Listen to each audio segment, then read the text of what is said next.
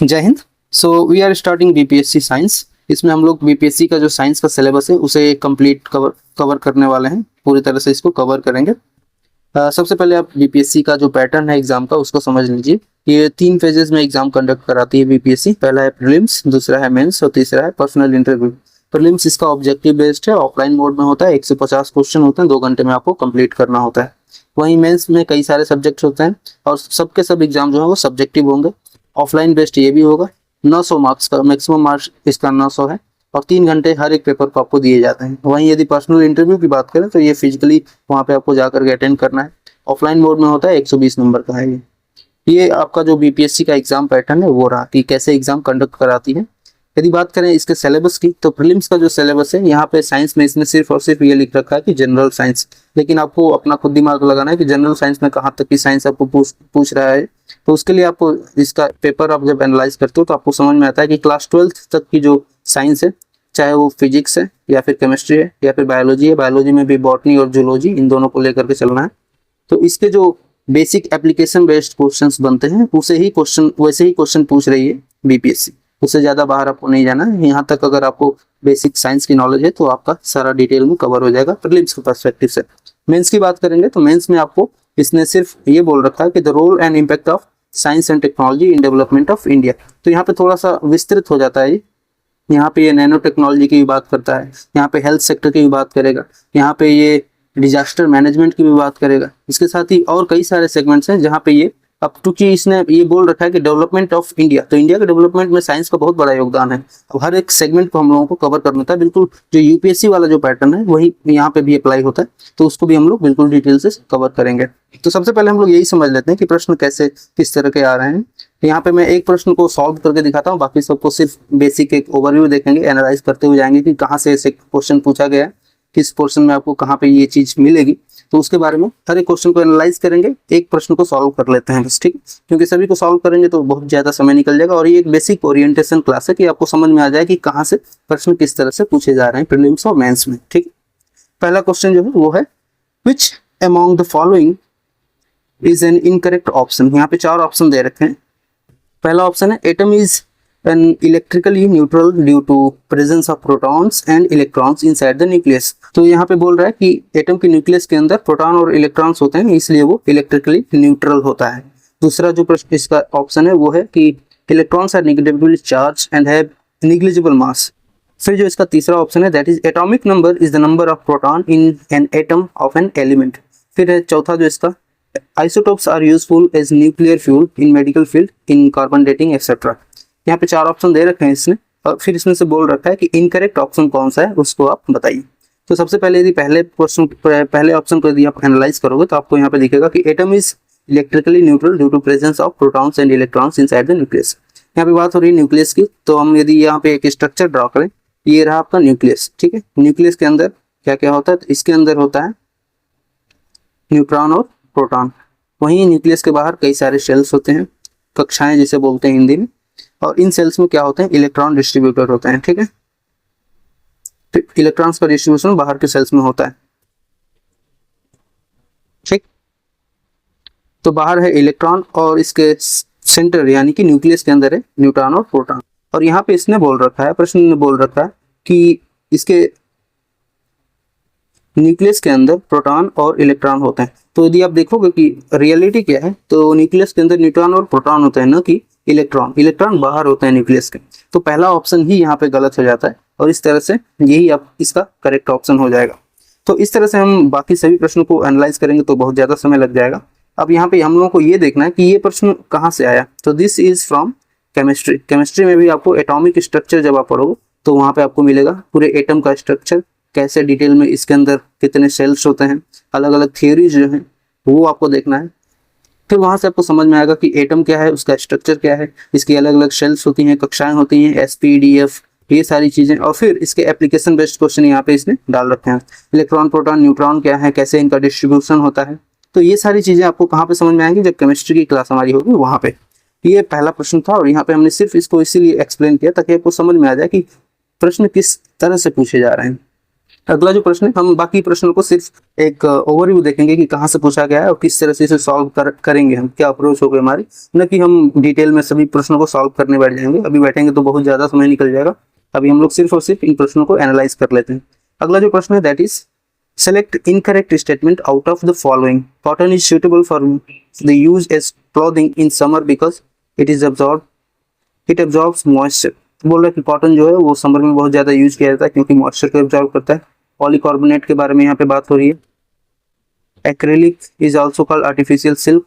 फिर टेफ्लॉन की बात हो रही है। तो यहाँ पे बेसिकली सिंथेटिक जो फाइबर्स होते हैं और कॉटन होता है उसके बारे में डिस्कशन हो रहा है। ये आपको मिलेगा कहाँ पे, तो ये मिलेगा आपको बायोलॉजी की क्लासेस में। जब हम बॉटनी पढ़ रहे होंगे तो वहाँ पे प्लांट्स के बारे में जब डिस्कशन करेंगे तो अलग अलग प्लांट्स होते हैं, जैसे जूट है, कॉटन है, मतलब कैश क्रॉप्स जो होती हैं उनके बारे में जब डिस्कशन करेंगे तो बिल्कुल डिटेल से हम इन सभी चीज़ों को कवर करेंगे। तो इस सेगमेंट में हम लोगों को कई सारी चीज़ें देखनी होती हैं, जैसे कि रेशम के कीड़ों को कैसे पाला जाता है, फिर मछली पालन कैसे होता है, फिशिंग कैसे होती है, और भी कई सारे सेगमेंट हैं जिनको हम लोग इस सेगमेंट में कवर करते हैं। एक्वाकल्चर, सेरीकल्चर, फिशिकल्चर, ये सारी चीज़ों को इस सेगमेंट में कवर करते हैं। और फिर वहीं से ये वाला प्रश्न बनाया गया है कॉटन वाला। ठीक, अगला है विच of the following statement about the graphite and diamond is true. तो अगेन ये प्रश्न आपका सीधा का सीधा केमिस्ट्री से बन रहा है। केमिस्ट्री में भी जब आप एटॉमिक स्ट्रक्चर पढ़ोगे, एटॉमिक स्ट्रक्चर में ही कई सारी अलग अलग चीज़ें होती हैं, जैसे कि बॉन्ड स्ट्रक्चर। तो बॉन्ड स्ट्रक्चर में जब आप हम देखते हैं तो अलग अलग तरह के बॉन्ड होते हैं, उनका अलग अलग स्ट्रक्चर होता है। तो वहाँ पे जब हम पढ़ रहे होंगे केमिस्ट्री को तो वहाँ पे हम लोग समझेंगे कि ये बिल्कुल एक बहुत ही पॉपुलर क्वेश्चन जो अक्सर पूछ लिया जाता है। यहाँ पे देखिए कोई भी ऐसा प्रश्न नहीं उठाया जा रहा है जो कभी पूछा ही नहीं गया हो। ऐसे प्रश्न है जो आम हम लोगों को जब भी हम क्लास 12 तक की जब जनरल साइंस पढ़ रहे होते हैं तो वहाँ पे ये सारी चीज़ें बड़ी हाईलाइटेड होती हैं। जब आप एप्लीकेशन वाले सेगमेंट में जाते हो तो वहाँ पे ये सारी चीज़ें दी हुई होती हैं। तो कुछ ऐसा डिटेल नहीं पूछ रहे हैं। IIT JEE के लिए कोई एग्जाम नहीं हो रहा है, नॉर्मल आपका जनरल साइंस में अवेयरनेस होना चाहिए कि आप जब साइंस पढ़े हो तो आपको साइंस वाली चीज़ें आ रही है, बस इतना ही। वैसे ही अगला जो प्रश्न है that is again from chemistry itself. इसने बोला है कि LPG जो गैस यूज होती है हम लोगों के घरों में उसमें कौन कौन से गैसेस मिक्सचर होती हैं। तो यहाँ पे कई सारे ऑप्शन दे रखे हैं, उसके बारे में प्रश्न है, केमिस्ट्री का ही पोर्शन है। वाटर प्रोसेस, तो ये वाटर के बारे में पूछ रहा है कि जो प्लांट होते हैं, प्लांट्स के अंदर जो वाटर रूट से होकर के अलग अलग पार्ट्स में जाता है तो उस प्रोसेस को क्या बोलते हैं, यहाँ पे वो वाला प्रश्न है। अगेन ये बायोलॉजी का पोर्शन है।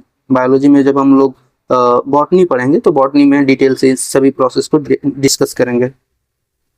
वहीं जो नेक्स्ट प्रश्न है that is biodegradable waste can usually be converted into useful substance with the help of. Okay, तो यहाँ पे ये आपको इन्वायरमेंट की क्लास जब होगी वहाँ पे आप लोगों को समझ में आएगा। हालांकि ये बायोलॉजी में भी आपको पढ़ा दिया जाएगा बट इन्वायरमेंट में और भी ज़्यादा क्लैरिटी से इसको समझाया जाता है। वहीं अगला जो प्रश्न है that is the night time it is advise not to sleep. पेड़ के अंदर रात में सोना नहीं चाहिए। अगेन बायोलॉजी का ही पोर्शन है। क्या होता है कि जब रात में हम पेड़ के नीचे होते हैं तो कैसे ऑक्सीजन और CO2 का जो एक्सचेंज है पेड़ों का वो कैसे डिफर करता है, फिर हमारे हेल्थ के ऊपर क्या इंप्लीकेशंस पड़ती हैं उसके बारे में। तो ये अगेन बायोलॉजी का पोर्शन है। जब हम बॉटनी पढ़ेंगे वहाँ पे सारी चीज़ों को समझेंगे। अगला प्रश्न है about insectivorous plants grow in the soil. Again biology का ही पोर्शन है। अगला प्रश्न है कि stem of the plant help in distributing food to all the parts of the plant, it also helps in. तो स्टेम के बारे में बोल रहा है कि जो एक तना होता है पेड़ का वो अलग अलग पार्ट्स में प्लांट्स के फूड को जो प्रोवाइड कराता है उसका और एक अन्य काम क्या है, तो उसी काम के बारे में डिस्कस। अगेन सब बायोलॉजी का पोर्शन है। बायोलॉजी में हम लोग इसको डिटेल से जब बॉटनी को पढ़ेंगे वहाँ पे अच्छे से सारी चीज़ों को कवर कर लेंगे। जब आप प्लांट के बारे में पढ़ते हो तो ये सारे प्रश्न तो सिर्फ और सिर्फ एक प्लांट के बारे में ही है।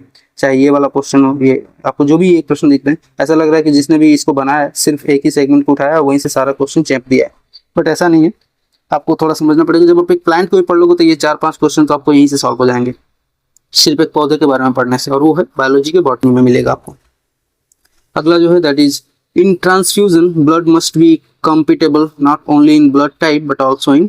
ओके, तो यहाँ पे बोल रहा है कि जब हम ब्लड का ट्रांसफ्यूजन करते हैं तो ब्लड का क्या मैचिंग होना चाहिए, किस तरह से, तो उसके बारे में जब हम बायोलॉजी का है जब ह्यूमन ब्लड के बारे में डिस्कशन करेंगे तो वहाँ पर डिटेल में इसके बारे में समझेंगे। ब्लड से रिलेटेड एक और भी क्वेश्चन है यहाँ पे देखिए, the universal acceptor blood group is. तो यहाँ पे कौन सा यूनिवर्सल एक्सेप्टर होता है, यानी कि जो सबसे ले सकता है। ऐसे ही एक डोनर होता है यूनिवर्सल डोनर, वो सबको ब्लड दे सकता है। उसके बारे में डिटेल से ह्यूमन ब्लड के बारे में जब हम पढ़ेंगे तभी वहीं पे भी कवर कर लेंगे। अगला है ग्लैंड्स के बारे में। अगेन बायोलॉजी का ही पोर्शन है। जब ह्यूमन बॉडी को पढ़ेंगे वहाँ पे ग्लैंड्स को डिटेल से कवर करने वाले हैं। फिर अगला कि which of the following rays waves are used to known as growth of foetus in the womb. आपने सुना होगा कि बच्चे को जब पेट में होता है बच्चा माँ के, तो वहाँ पे कैसे उसके बारे में लिंग का परीक्षण किया जाता है, उसके लिए कौन सी जो वेव्स होते हैं वो यूज की जाती है। हालांकि लिंग परीक्षण भारत में बैन है, तो उसके लिए एक अलग वेव है, एक्सरे, गामा रेज, माइक्रोवेव्स, कौन सी वेव्स हैं जो उसके लिए यूज की जाती है, वहाँ पे यहाँ पे प्रश्न पूछ रहा है। अगेन बायोलॉजी का पोर्शन है, उसके बारे में बायोलॉजी में बात करेंगे। यहाँ पे डिजीज के बारे में बात की कि निमोनिया से कौन सा हमारा पार्ट जो है वो डिस्टर्ब होता है हमारे बॉडी का। अगेन ह्यूमन डिजीज में जब इसे कवर करेंगे तो वहाँ पे अच्छे से कवर हो जाएगा। यहाँ पे सिर्फ एक बेसिक एनालिसिस दे रहा हूँ कि प्रश्न कहाँ से पूछे गए, ठीक है। और हम लोग इसको बिल्कुल डिटेल से कवर भी कर लेंगे जब हम उन सेगमेंट में घूम रहे होंगे, जब उन सेगमेंट को पढ़ रहे होंगे तब। A person standing in the front of mirror, ये अगेन फिजिक्स का क्वेश्चन है। फिजिक्स में जब हम मिरर को कवर करेंगे तो वहां से एक क्वेश्चन है, मिरर को जब पढ़ेंगे वहां से पूरी सारी चीजें कवर हो जाएंगी। अगला प्रश्न, ए फैन प्रोड्यूसेस, ये अगेन फिजिक्स का प्रश्न है और फिजिक्स एप्लीकेशन बेस्ड क्वेश्चन है। Twinkling of the stars, again physics का पोर्शन, रात में जो तारे चमकते हैं वो क्यों ट्विंकल करते हैं, क्यों वो टिमटिमाते हैं, उसके बारे में डिस्कशन है यहाँ पे। अगला है hydrogen bomb is based on the principle of, hydrogen bomb कौन से प्रिंसिपल बेस्ड है, फ्यूजन या फिजन, इसके बारे में यहाँ जब हम न्यूक्लियर साइंस को पढ़ रहे होंगे वहाँ पे डिस्कस करेंगे। यहाँ पे अगला जो प्रश्न है that is food gets cooked faster in the pressure cooker because, हाँ प्रेशर कुकर में खाना जल्दी बन जाता है क्यों। अगेन ये सब फिजिक्स का ही पोर्शन है। नेक्स्ट प्रश्न है कि if the doors of a refrigerator are left open in for few hours the room, तो रूम के ऊपर क्या असर पड़ेगा यदि हम एक कमरे में रेफ्रिजरेटर को ओपन करके उसके दरवाजे को छोड़ दें, तो क्या असर पड़ेगा, रूम ठंडा होगा गर्म होगा, उसके बारे में डिस्कशन है। फिजिक्स का ही पोर्शन है ये सब, जब हम टेम्परेचर यानी कि थर्मोडायनेमिक्स पढ़ रहे होंगे तब वहाँ पे इसको डिटेल से कवर करेंगे। अगला प्रश्न है, a piece of ice is floating in beaker containing water up to its brim when whole of ice melts। तो यहाँ पे एक प्रश्न दिया है कि एक बीकर के अंदर पानी है, पानी में एक आइस जो है वो तैर रहा है, जब पूरा आइस पिघल जाएगा तो क्या उसके रिजल्ट्स होंगे, क्या आउटकम होगा, इसमें से कोई एक सही है, उसे हमें डिस्कस करना है। जब हम फ्लूइड डायनेमिक्स पढ़ रहे होंगे फ्लूइड के बारे में तब हम उसको डिटेल से कवर कर लेंगे, अपने फिजिक्स का पोर्शन है ये भी, ठीक है। विच of the following is not correctly match, volt meter, यहाँ पे कई सारे इंस्ट्रूमेंट के नाम दिए गए हैं और वो क्या मेजर करता है उसके बारे में यहाँ पे डिस्कशन है। तो जो इसमें से गलत होगा मेजर करने वाला उसको हम लोग हाईलाइट कर देंगे। अगेन ये यहाँ पे जो सारे के सारे ये इसने दे रखे हैं, ये सब को सब आपको विद्युत धारा यानी कि करंट इलेक्ट्रिसिटी CI यहाँ पे मिलेगा। तो करंट इलेक्ट्रिसिटी जब हम पढ़ेंगे वहाँ पे डिटेल से देखेंगे। अभी हम इसको एक्सप्लेन करेंगे, पता चला किसी को नहीं आ रही चीजें तो वो समझेगा कि अरे ये क्या है, मुझे तो समझ में ही नहीं आ रहा, इसलिए मैं एक्सप्लेन नहीं कर रहा हूँ, सिर्फ आपको बता दे रहा हूँ कि ये चीज कहाँ पे मिलेगी आपको, ठीक है। एक्सप्लेन हम जब हम पढ़ेंगे तब कर लेंगे, अभी सिर्फ और सिर्फ आपको बता रहा हूँ कि ये कहाँ से उठाया गया है और किस लेवल तक हमें पढ़ना है अपने क्वेश्चंस को जा करके। ऐसा नहीं कि पूरे 12th की फिजिक्स IIT JEE के लेवल में पढ़ने लगे, फिर तो हमारा कल्याण हो जाएगा। अगला प्रश्न है जो that is if a feather rubber ball and wooden ball, again ये आपका डायनेमिक्स का क्वेश्चन है। जब हम न्यूटोनियन फिजिक्स को पढ़ते हैं तो न्यूटोनियन फिजिक्स में आता है कि एक्सेलरेशन, मास और ये सारी चीजें यहाँ पे कवर होती हैं, वहीं पे हम लोग इस सभी डिटेल्स इसको डिटेल से कवर करेंगे। यहाँ पे ये बोला गया कि तीन चीजों को, यदि एक रबड़ का बाल है, एक फेदर है यानी पंख है, एक रबड़ का गेंद है और एक लकड़ी का टुकड़ा है, इसको हम लोग जमीन किसी एक हाइट से गिराएं तो जमीन पे सबसे पहले कौन पहुंचेगा, इसकी बात चल रही। तो ऐसा घबराना नहीं है कि ये क्या पूछ दिया, कहाँ से पूछ दिया, सब बेसिक चीजें कहाँ से पूछी जा रही है ये बता रहा हूँ। कैसे इसको सॉल्व करेंगे ये जब क्लासेस लेंगे तब आपको डिटेल से समझा देंगे। अगला जो प्रश्न that is when a short film on the water is seen in the day time it's so beautiful colours. अच्छा, ये बोल रहा है कि जब आप नहा रहे होते हो ना बाथरूम में, तो आपको जो झाग होता है, झाग में कई सारे बुलबुले होते हैं, तो बुलबुले कई रंग के दिखाई देते हैं, सतरंगा होता है, इसमें अलग अलग कलर्स होते हैं, विब्ग्योर पूरा दिखाई देते हैं। बोल रहा है कि ये कलर्स क्यों बनता है, तो जब हम अगेन फ्लूइड डायनेमिक्स पढ़ेंगे तो फ्लूइड में ही ये सारी चीजें कवर हो जाएंगी। वहाँ पे हम लोग अलग अलग फिल्म्स के बारे में पढ़ते हैं, वहाँ पे कवर हो जाएंगे और कैसे ये अलग अलग कलर्स दिखाई देते हैं, ये सारी चीजें वहाँ पे डिटेल से कवर करेंगे। नेक्स्ट प्रश्न है कि the mass number of a nucleus is, okay, तो यहाँ पे बोल रहा है ये अगेन पहला प्रश्न जो था हम लोगों ने कवर किया था एटम के बारे में, तो एटम को जब पढ़ रहे होंगे तो ये सारी चीजें भी वहीं पे कवर होंगी। अगेन केमिस्ट्री का पोर्शन है। विच of the following is the main ingredient of cement, again ये केमिस्ट्री का पोर्शन है। जब हम लोग इंडस्ट्रियल केमिस्ट्री पढ़ रहे होंगे तब वहाँ पे हम लोग सारी चीज़ें ये पढ़ेंगे कि कोयला क्या है, कोयले से कैसे बिजली बनाई जाती है, फिर सीमेंट है, फिर एस्बेस्टस है, और भी कई सारी चीज़ें हैं इसमें, एल्यूमिनियम के बारे में। तो जो भी इंडस्ट्री लेवल पे केमिस्ट्री का यूज हो रहा है उसके बारे में डिटेल से वहाँ कवर करेंगे, तो वहीं पे ये भी चीज़ें कवर होंगी। अगला जो क्वेश्चन है that is isotopes of an element differ in. अब यहाँ पे फिर अगेन ये केमिस्ट्री से ही एटॉमिक नंबर जब हम पढ़ रहे होंगे, एटम का स्ट्रक्चर पढ़ रहे होंगे, वहाँ से चीज़ें कवर होंगी। अगला प्रश्न है कि the temperature point eight which solid liquid and gaseous state. अच्छा, ये बात कर रहा है ट्रिपल पॉइंट की, मतलब कि टेम्परेचर का ऐसा पॉइंट जहाँ पे स्टेट्स जो है तीनों के स्टेट्स एक जैसे हो जाते हैं, उसको हम लोग क्या कहते हैं। ये सिंपल सारे बेसिक फैक्ट्स हैं, जब आप फिजिक्स में थर्मोडायनेमिक्स पढ़ रहे होंगे तो वहीं पे ये ट्रिपल पॉइंट का कॉन्सेप्ट आता है, वो सारा चीज हम लोग वहीं पे कवर कर लेंगे। अगला प्रश्न है the most important ore of aluminium. तो एल्यूमिनियम का जो सबसे इंपॉर्टेंट ओर है, और किसे कहते हैं, खनिज को कहते हैं, ठीक है, हिंदी में खनिज बोलते हैं इसको। तो खनिज इंपॉर्टेंट जो एल्यूमिनियम का है उसके बारे में यहाँ पे डिस्कशन हो रहा है, लेकिन जब केमिस्ट्री वाला क्वेश्चन चल रहा होगा वहीं पे इसको भी कर लेंगे कवर। केमिस्ट्री के ही पार्ट्स हैं, सेगमेंट है केमिस्ट्री में, दैट इज मेटलर्जी, ठीक है। तो मेटलर्जी जब कवर करेंगे, हिंदी में इसको धातु कर्म बोलते हैं, धातु कर्म, ठीक। तो मेटलर्जी जब कवर कर रहे होंगे तो मेटलर्जी में ये सारी चीजें कवर हो जाती हैं वहीं पे, ठीक है। अगला प्रश्न है which among the following solution has. तो यहाँ पे पीएच वैल्यू के बारे में कवर करना है, अगेन केमिस्ट्री का पोर्शन है। पीएच किसका, जैसे 1 से लेकर 14 तक जो पीएच लेवल है इसमें किसका कितना होता है, तो हम सब कवर करेंगे यहाँ से लेकर के पूरा 14 तक, और सब इसमें फिर डिटेल से आपको बताएंगे भी कि कौन से लेवल पे किसका पीएच होता है, ह्यूमन का ब्लड कितने पीएच पे होता है, बायोलॉजी का पोर्शन है, ठीक है। ह्यूमन ब्लड को जब कवर करते हैं तो वहाँ पे कवर कर लेते हैं इसको। तो ये तो हम प्रीलिम्स के बारे में देख लिया, प्रीलिम्स में किस तरह के क्वेश्चन पूछे जा रहे हैं। अगला जो आपको समझना है कि मेंस में किस तरह के क्वेश्चन पूछे जा रहे हैं। तो मेंस के लिए यदि आपको समझना है तो मेंस वाले यदि आप सेगमेंट पे जाएंगे तो आपको यहाँ पे मिल जाएगा GS paper 2 section 3 questions included from the following topics.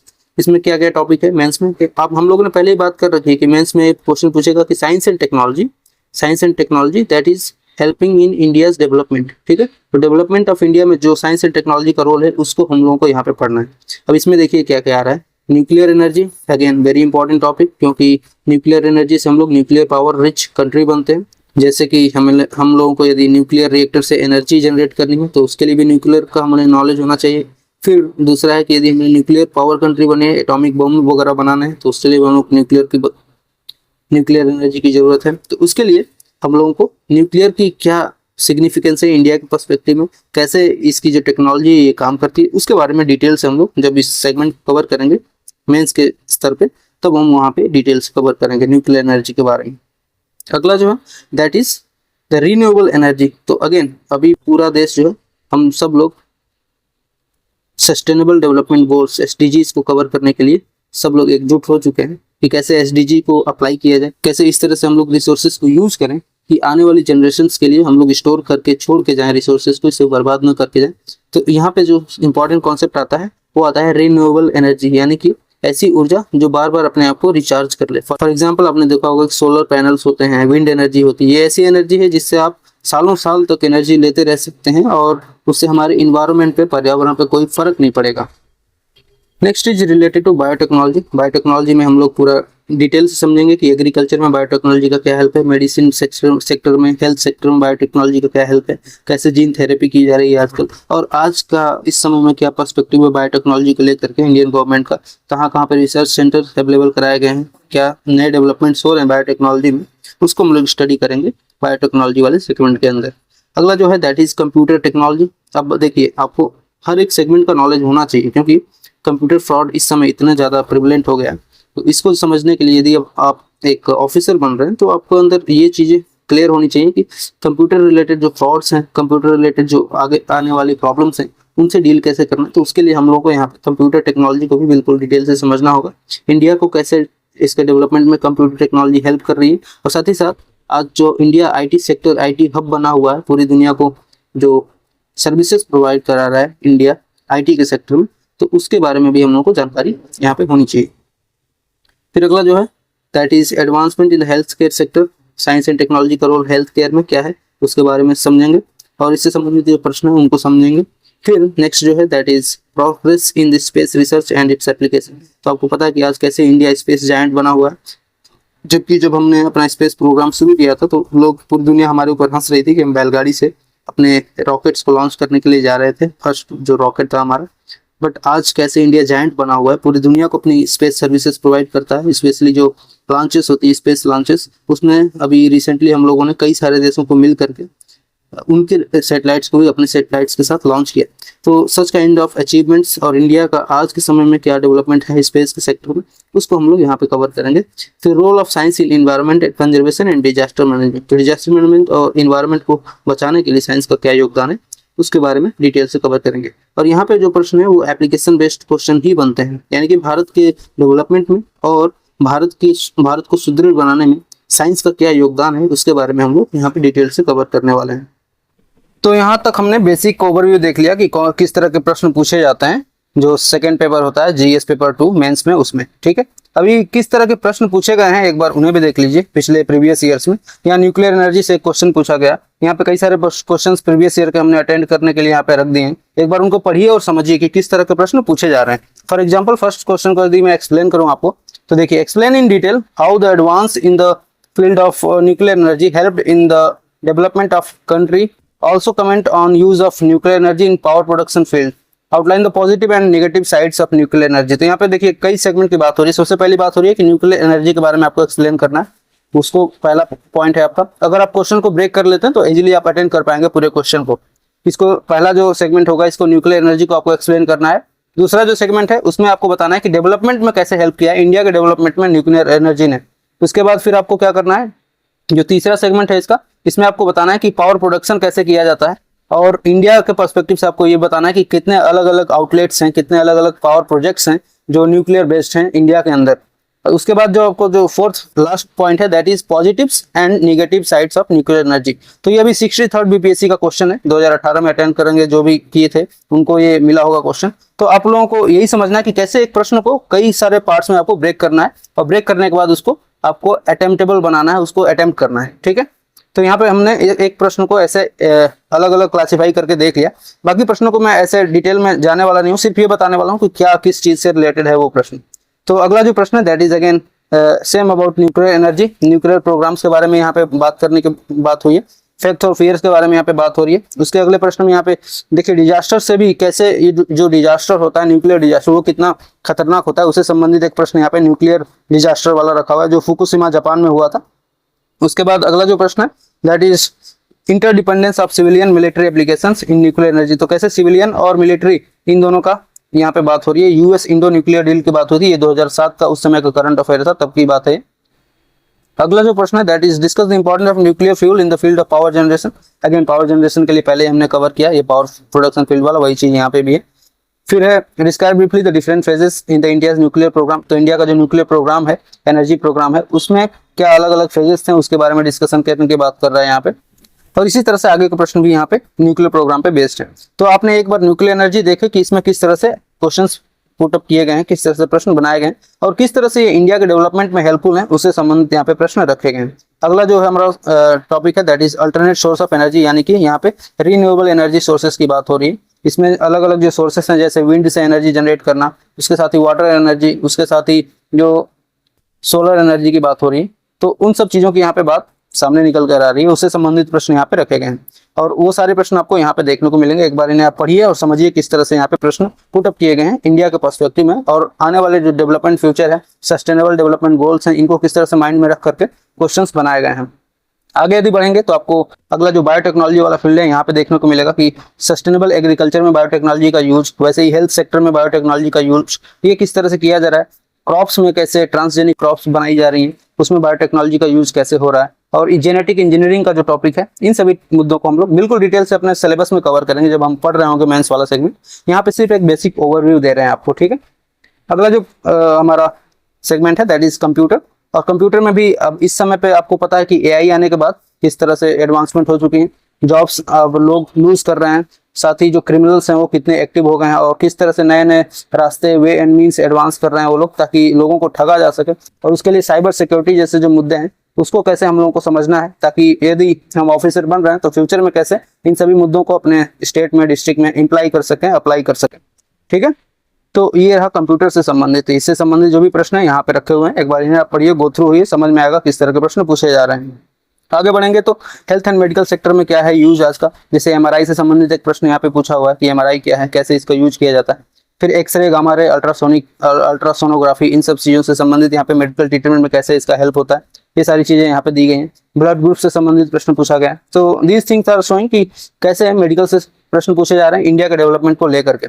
फिर स्पेस प्रोग्राम्स को लेकर के, हमारे स्पेस प्रोग्राम क्या है उससे संबंधित प्रश्न यहाँ पे रखे गए हैं। इंडिया का स्पेस सेक्टर में आज क्या दबदबा बना हुआ है, वो यहाँ से संबंधित प्रश्न आए हुए हैं। तो इसको देखिए और इसको समझिए कि किस तरह से स्पेस से संबंधित आज इंडिया कैसे सुपर पावर बना हुआ है स्पेस में, दूसरे देशों के जो स्पेस रिलेटेड सैटेलाइट्स हैं उनको कैसे लॉन्च करने में इंडिया हेल्प कर रहा है, और कैसे हमने बिल्कुल बेसिक से शुरुआत करी थी उसके बारे में यहाँ पे बात की गई है। तो इन सभी प्रश्नों को आप यहाँ पे पढ़ सकते हैं, समझ सकते हैं। अगला जो हमारा टर्म है दैट इज टेक्नोलॉजी। तो टेक्नोलॉजी यानी तकनीक से संबंधित है। इसमें हम लोग अलग अलग टेक्नोलॉजी से संबंधित यहाँ पे प्रश्न देख सकते हैं, जैसे कि सबसे पहला जो है वो scientific development in defence technology. तो जो डिफेंस टेक्नोलॉजी है, जो हमारा इंडिया का डिफेंस मिनिस्ट्री उसके अंतर्गत आता है, जो वो वहाँ पे इसकी बात हो रही है कि इसमें जो साइंटिफिक डेवलपमेंट्स हैं, जितने भी आर्म्स बनते हैं, आर्सनल्स बनते हैं, तो इनकी बात यहाँ पे की गई है और किस तरह से ये इंडिया के डिफेंस सिस्टम को मजबूत करते हैं, इससे संबंधित ये प्रश्न है यहाँ पे। अगला जो है that is about present day government trying to develop smart cities. तो स्मार्ट सिटीज से संबंधित यहाँ पे एक प्रश्न है, स्मार्ट सिटीज कैसे बननी चाहिए, क्या होना चाहिए, इसका आइडिया क्या है, कैसे विजन इसका है, इन सब चीजों को यहाँ पे बात किया गया है। और साइंस और टेक्नोलॉजी का स्मार्ट सिटीज के डेवलपमेंट में क्या योगदान रहेगा उसकी बात यहाँ पे की गई है। फिर यदि आप आगे बढ़ेंगे तो आपको ग्लोबलाइजेशन का इंडिया के ऊपर क्या इम्पैक्ट रहा है, पॉजिटिव और निगेटिव, इन दोनों को डिस्कस करना है। वहीं आप आगे बढ़ेंगे तो आपको और क्वेश्चन जैसे क्लोनिंग से संबंधित क्वेश्चन मिल जाएगा, रिमोट सेंसिंग से संबंधित, डीएनए फिंगरप्रिंटिंग से संबंधित, बायोगैस टेक्नोलॉजी से संबंधित प्रश्न आपको मिल जाएंगे यहाँ पे। ठीक, अगला जो है that is related two questions on water. अब आपको जानना चाहिए कि बिहार जो है वो कहाँ पे लाई करता है। जो टॉपिक ऑफ कैंसर है इसके ऊपर आपका बिहार स्टेट मिलेगा, और ऐसे में यहाँ पे जो नदियां हैं जो नेपाल से निकल करके बिहार के अंदर एंटर कर रही हैं, यदि आप बिहार के मैप को कुछ इस तरह से देखें तो यहाँ पे बीचों बीच गंगा जा रही है और ऊपर सारी नेपाल की नदियां जैसे घाघरा है और कोसी है, ये सारी नदियां आ रही हैं नेपाल से और मिल रही हैं गंगा में और फिर आगे निकल जाएंगी बे ऑफ बंगाल में। तो ये सारी नदियां हैं और ये वाटर अवेलेबल कराती हैं बिहार के अंदर। तो बिहार का जो नॉर्थ वाला हिस्सा है वहाँ पे तो वाटर का बहुत ज्यादा अवेलेबिलिटी है, लेकिन जो साउथ वाला हिस्सा है वो अभी भी ड्रॉट से बहुत ज्यादा ग्रसित है। तो यहाँ पे कैसे वाटर का सप्लाई इधर से इधर की तरफ, नॉर्थ से साउथ की तरफ किया जाए, तो बिहार कैसे अपने वाटर सप्लाई को, वाटर मैनेजमेंट सिस्टम को तंदुरुस्त रखे। यहाँ पे एक प्रश्न आप देख सकते हैं कि Bihar is not utilising her water resources rationally for meeting the domestic agriculture and industrial needs. तो ये सारी चीजें हम अपने जब बिहार में वाटर के मैनेजमेंट को स्टडी करेंगे तो वहाँ पे देखेंगे, वहाँ पे समझेंगे। ठीक है, आगे बढ़ते हैं और समझते हैं कुछ इन्वायरमेंट और पोल्यूशन से संबंधित टॉपिक्स को। देखिए आज सभी लोग जो सस्टेनेबल डेवलपमेंट गोल्स की बात करते हैं, एसडीजी की बात करते हैं, तो उनको ये बात समझ में आती है कि कैसे हमारा जो इन्वायरमेंट है वो बहुत ही ज़्यादा इंपॉर्टेंट है और इसको बचाने के लिए क्या हमें स्टेप्स लेने चाहिए। इस पे कई सारी मीटिंग्स, कई सारे प्रोजेक्ट्स, प्रोटोकॉल्स, ये सभी आते रहते हैं। वैसे में आपको देखना होगा कि कैसे जो प्रश्न है ये किस तरह से डिजाइन किए गए हैं कि आने वाले जो हमारे प्रोजेक्ट्स होते हैं जो स्पेशली रिलेटेड होते हैं पॉल्यूशन से संबंधित, कार्बन क्रेडिट से संबंधित, इन सभी चीज़ों पे प्रश्न यहाँ पे बने हुए आपको देखने को मिल जाएंगे। वहीं बात करें मिसलेनियस टॉपिक्स की, तो मिसलेनियस में कई सारे टॉपिक्स जैसे साइंस एंड टेक्नोलॉजी कैसे हमारी जो लाइफ और सोसाइटी है इसको चेंज करता है, इसको अफेक्ट करता है, इसके बारे में है। इम्पैक्ट क्या है इंटरनेट का आज की सोसाइटी के ऊपर, इससे संबंधित प्रश्न आपको देखने को मिलेंगे। नैनो टेक्नोलॉजी क्या है और इसका लाइफ पे कैसा असर पड़ रहा है, इसके बारे में ये पॉजिटिव्स और निगेटिव्स इसके आपको लिखने पड़ेंगे जब आपको वहाँ पे प्रश्न मिलेंगे। फ्लड बिहार में जो एक बहुत बड़ी समस्या है, इसके बारे में, इस हर्डल को कैसे समाप्त किया जाए, इसके बारे में आपको देखने को मिलेगा। वहीं साइंस एंड टेक्नोलॉजी की मदद से कैसे जॉब क्राइसिस को बैलेंस किया जाए। आज तो ऐसा एआई का जमाना आ गया है और एआई में यदि हम अपने आप को ट्रेन नहीं करते हैं तो फिर आगे फ्यूचर में और भी ज़्यादा जॉब्स की जो अपॉर्चुनिटीज हैं वो कैसे कम हो रही हैं। जॉब्स, नए नए सेक्टर्स जो और जॉब के लिए ओपन होंगे एआई के आने के बाद, उसके तरफ लोगों को मोड़ना, आईटी सेक्टर में लोगों को इन्वॉल्व करना, इन सभी चीज़ों को भी हम लोग डिटेल से समझेंगे। वहीं बिहार के अंदर डिजास्टर मैनेजमेंट की यदि बात करें तो फ्लड हुआ, ड्रॉट हुआ, रेगुलर बेसिस पे जो आता है, इसकी फोरकास्टिंग और मैनेजमेंट का जो सिस्टम है इसके बारे में हम समझेंगे आने वाले अपने इस मिसलेनियस के टॉपिक्स में। मिसलेनियस और भी ज़्यादा टॉपिक्स को अपने अंदर इंक्लूड करता है, कई अलग अलग वेराइटी के टॉपिक्स होते हैं मिसलेनियस में। हेल्थ से संबंधित टॉपिक आपको मिल जाएंगे, वहीं आपको एग्रीकल्चर से रिलेटेड टॉपिक भी मिल जाएंगे, कई नई स्कीम्स हैं उससे रिलेटेड टॉपिक्स मिल जाएंगे आपको मिसलेनियस वाले टॉपिक में। तो ये तो एक बेसिक हमने समझ लिया कि किस तरह के मेंस में प्रश्न पूछे जा रहे हैं। अब बात करें कि हम इस टॉपिक को कैसे कवर करने वाले हैं, तो देखिए हम इसको हम लोग दो पार्ट में कवर करेंगे। पहला होगा जो प्रीलिम्स बेस्ड होगा और दूसरा होगा जो मेंस बेस्ड होगा साइंस का सिलेबस। प्रीलिम्स वाले सेक्शन में हम बॉटनी, जूलॉजी, फिजिक्स और केमिस्ट्री, इन चारों को जो बेसिक फंडामेंटल है, जो हर एक एग्जाम में पूछता है, सिर्फ बिहार स्टेट पीसीएस में नहीं बल्कि ये यूपी पीसीएस में भी और बिहार पीसीएस में भी, एमपी पीसीएस में भी, इन सभी एग्जाम्स में ये जो सब्जेक्ट है ये पूरा कॉमन है जो प्रीलिम्स वाला है। और इसके साथ ही जो टेक्नोलॉजी वाला हिस्सा है ये भी बाकी अदर एग्जाम्स में कॉमन है। तो सभी एग्जाम्स के साथ साथ हम लोग बिहार को स्पेशली फोकस करते हुए इस पूरे कंटेंट को डिजाइन कर रहे हैं ताकि आप इससे अच्छा फायदा उठा सकें, ज्यादा से ज्यादा आप इससे लाभ उठा सकें। तो अगली क्लास में हम लोग स्टार्ट करेंगे बायोलॉजी से। बायोलॉजी स्टार्ट करेंगे, बायोलॉजी फिनिश करने के बाद फिर हम लोग फिजिक्स और फिजिक्स के बाद फिर केमिस्ट्री की तरफ मूव करेंगे। एक बार ये टॉपिक्स प्रीलिम्स वाले कवर हो जाएं उसके बाद फिर हम लोग मेंस वाले टॉपिक्स पे मूव करेंगे जो बाकी ये सारे टॉपिक्स हैं इनके ऊपर। तो मिलेंगे अगले क्लास में, तब तक के लिए जय हिंद।